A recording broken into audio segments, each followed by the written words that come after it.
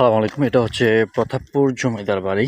আপনারা দেখতে পাচ্ছেন বহুত পুরাতন একটি টিনের ঘর রয়েছে।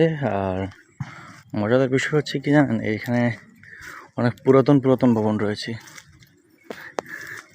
একদম লোকালয়হীন।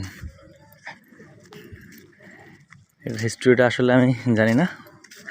দেখতে পাচ্ছেন সামনে একদম পুরাতন একটা বিল্ডিং আছে, ওই বিল্ডিংয়ের উপরে কিন্তু বট গাছ উঠে গেছে। এত সুন্দর নারকেল গাছ আছে অনেকগুলো, সুন্দর সুন্দর দেখার মতন পরিবেশ। কিন্তু সত্যি কত সালে বিল্ডিং সেটা শিওর জানি না আমি, হিস্ট্রিটা দেখতে হবে।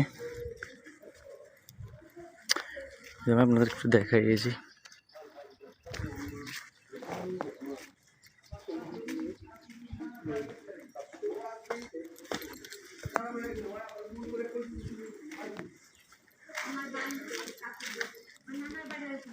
ওই আমার ফোন দিয়া বলছে তুমি কি রকমের জামাই আদর দেখাই।